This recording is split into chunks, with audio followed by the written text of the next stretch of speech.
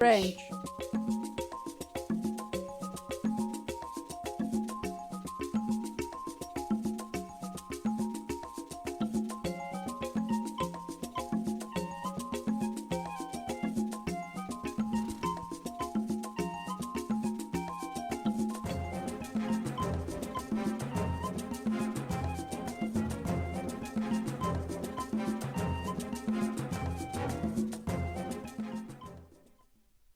Hello, good afternoon, and welcome to Nigeria Now on Echo Television, the program that keeps you up to date with the happenings that are happening currently. We have a number of issues we would love to touch and also discuss. And do remember, you can be part of the program by dropping your comment, your views on the story. We would love to touch and see what is Nnamdi Kanu saying concerning the killings in the southeast, whether he has a hand in it or not, because we know that the government has been on IPOB saying that they are the ones causing unrest in the southeast, as well as we'll see what is happening in River State. Of course, I mean, that story has been on top of the stories for months right now, so we'd love to touch there and see what is happening there. I am Seda Laishadasho, and I'll bring the program alongside Rachel Tanzi. Good afternoon, Afternoon, Rachel. Sally. All right, without much waste of time, let's just go straight into it. Here we're seeing that hopefully Nnamdi Kanu is hoping to negotiate with the federal government outside court. We know that he has been in prison since 2021. So this is almost getting to 3 years or two. Yeah, 3 years, because it's 2024 ever since he's been there. And we know there have been scores of killings there. There have been scores of unrest, especially the issue of the sit at home every Monday that they do have there. And a number of things have been happening where we saw there was a time that a lawmaker was being beheaded there. And then pockets of attack here and there have been happening there. And we're seeing the recent one was the killing of some soldiers in Abia, where we're seeing that Nnamdi Kanu is coming out to say, you know what, I have no hand in it whatsoever. He said the reason for IPOB was just for freedom. They needed a state, they needed a country of their own outside Nigeria. And that has always been more like their motto, or what has been their propelling force. The fact that they just need a place where they can be free to exercise their rights without being, sidelined and all of that. But through his lawyers, we're seeing that possibly he will be seeking out of the court arrangement with the federal government and all of that. But I really hope that because this is not the first time Nnamdi Kanu, there was a time while he's still in prison, he made I think a little release or so, where he told the IPOB to be peaceful, not to cause problems, and then disassociating himself with anything that has to do with trouble. He said, in fact, some of the soldiers actually had their men. So why would they kill, more like why should they kill their brothers in this fight? I mean, they are not fighting terrorism or anything.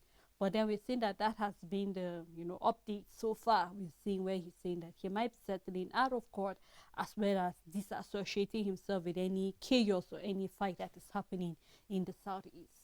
Of course, Sally, in Nnamdi's defense, he would have to disassociate himself with any killing and, of course, condemn any killing that is going on, because, yes, the Biafrans may come out and say that, you know what, it is a freedom fight and we do not want to kill anybody. It's not a movement for death and all of that. We can say that, they can say that, and it might sound believable to a large extent. Of course, it's a freedom movement. But is IPOB picking up arms? Yes, they are.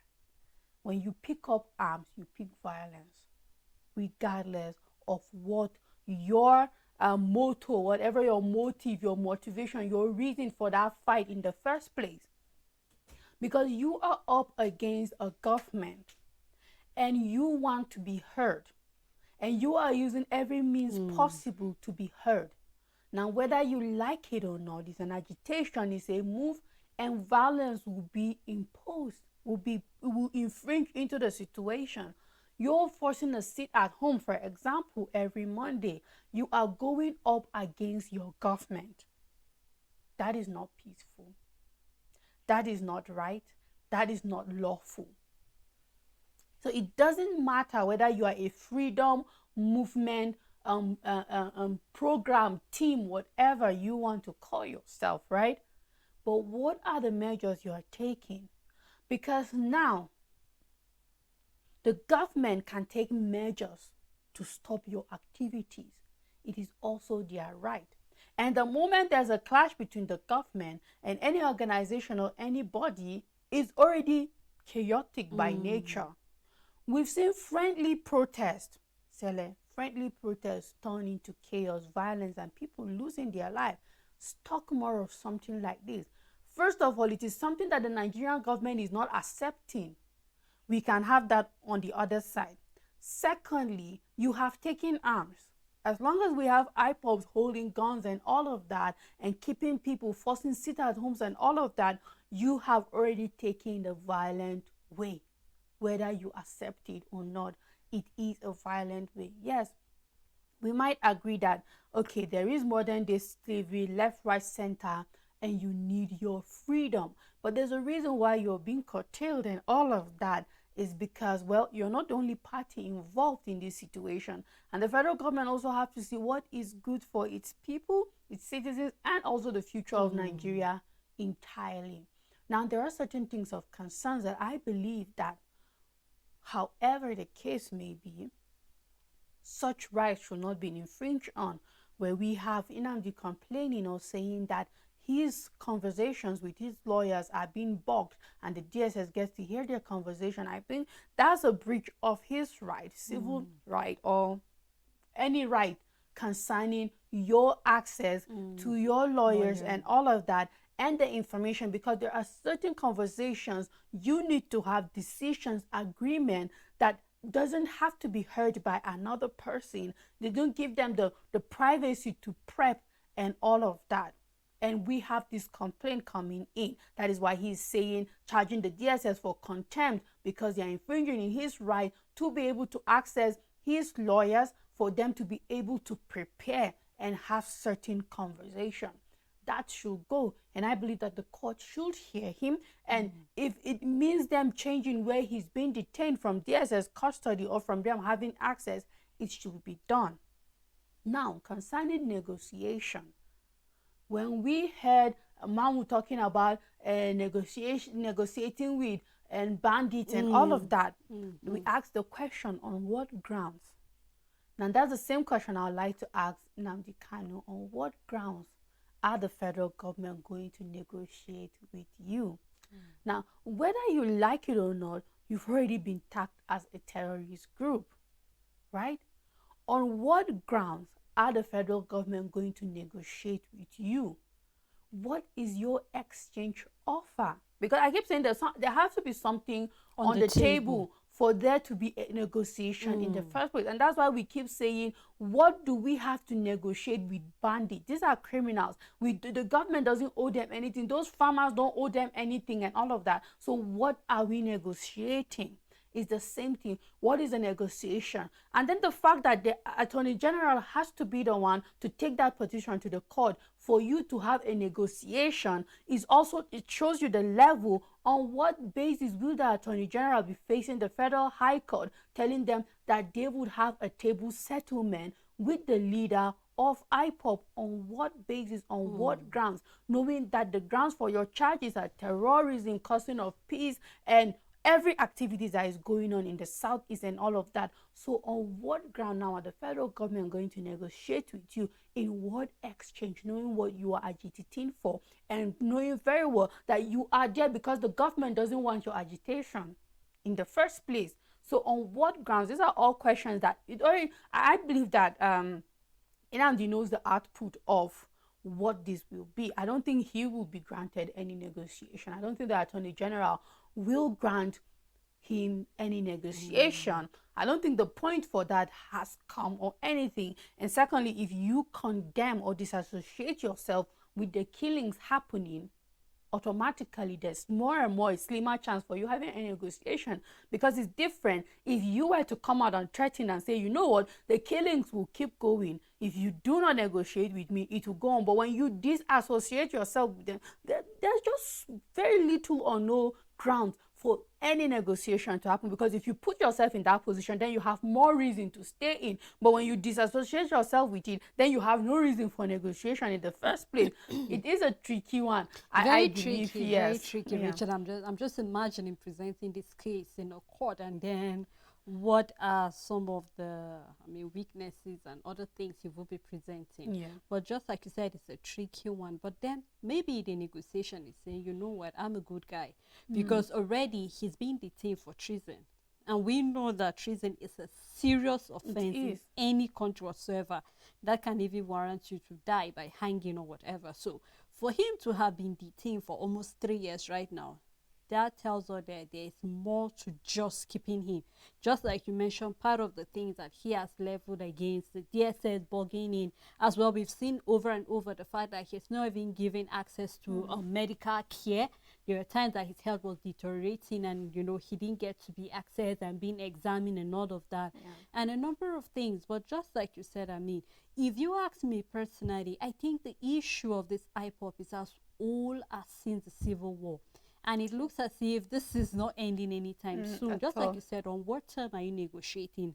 I saying that, okay, if you guys will release me, and then we'll no longer have the movement of IPOP, because right now, the way this whole thing is bigger than just Nnamdi Kanu, because this thing start with him.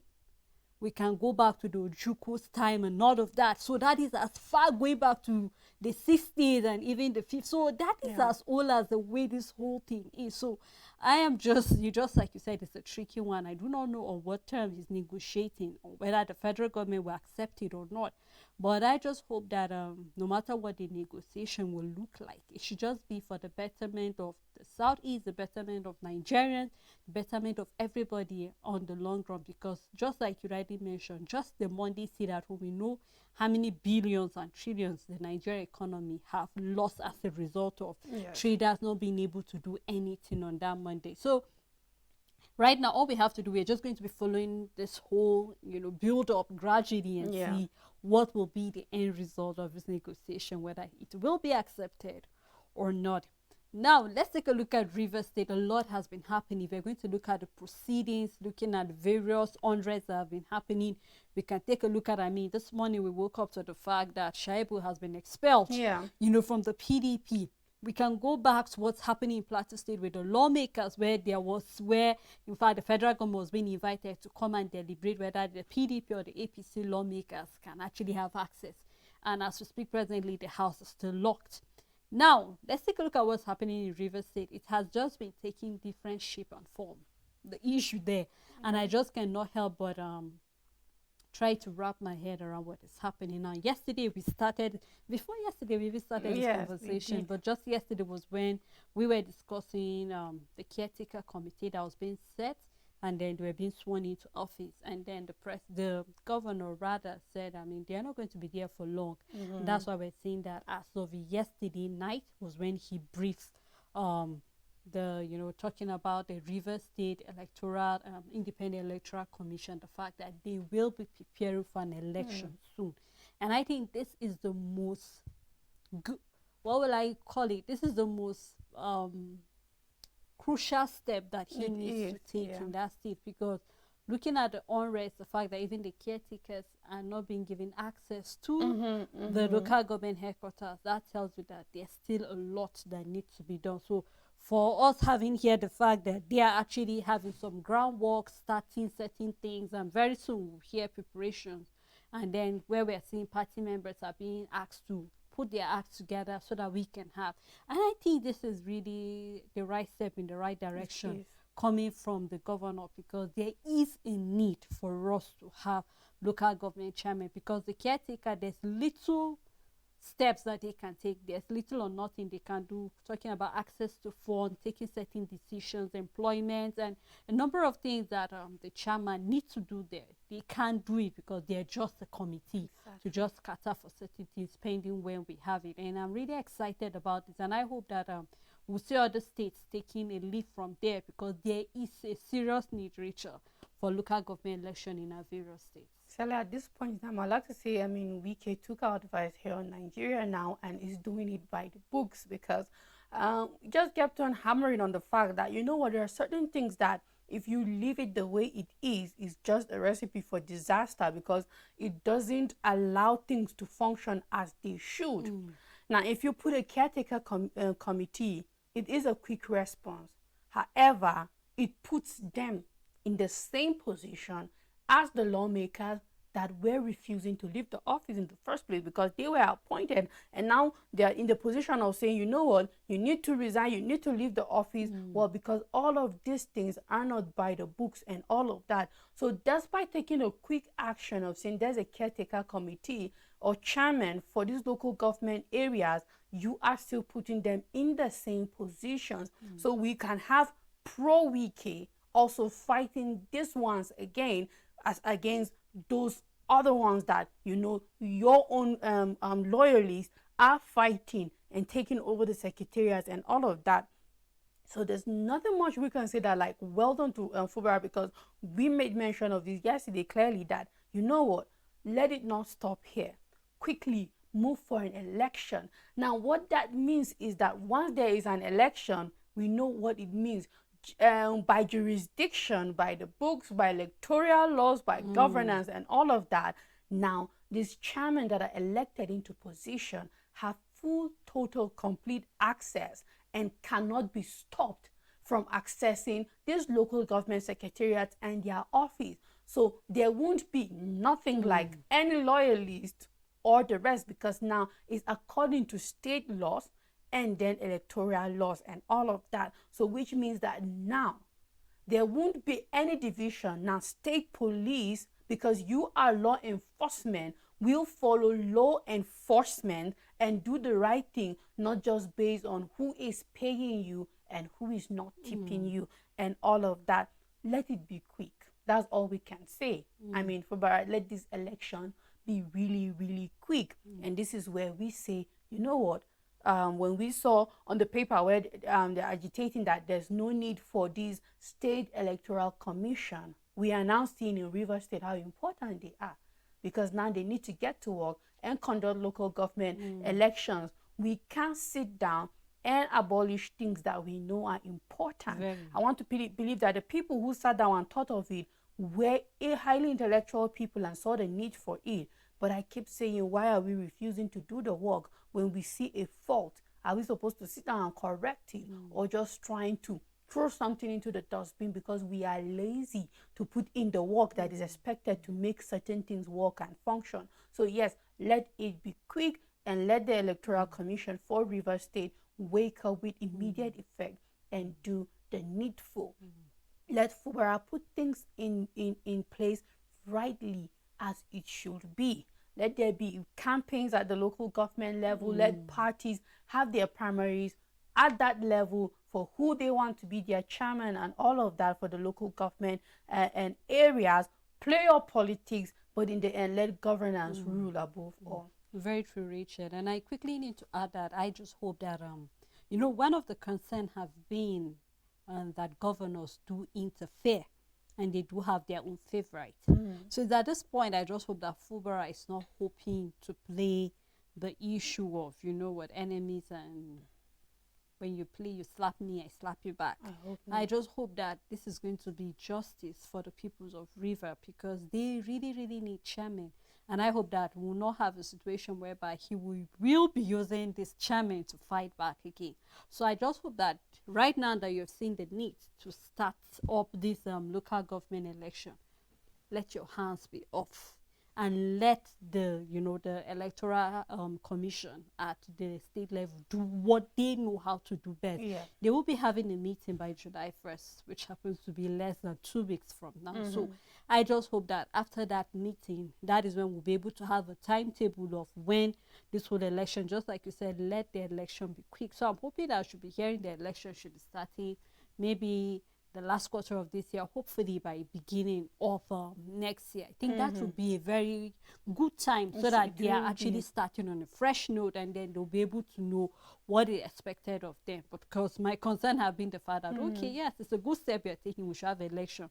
But I just hope we'll not have another fight again when you are leaving office and another person is coming in, and you then this is pro Fubara again, just the way we are having this issue. Because I mean, Rivers just happened to be happening, but we had that case in Imo State as well last year, where before the election we saw the people of various communities coming out to say that ever since they had their governor, there have been no local government elections, and so they are just left vulnerable, nobody to run to tell certain issues that are happening at the local government area. They are being attacked, nobody to protect them and all of that. So I am hoping, just like you said, let this election be quick, and just like I said, I am hoping that as Rivers have taken this step, I should be hearing Plateau State doing the same thing, Imo State doing the same thing, and many other states, because we've had a number of states that there have been no local government election for a very, very long time. So just like we said, the caretaker, there's little or nothing they can do. So we are hoping that this election will actually take place soon. So we'll just give him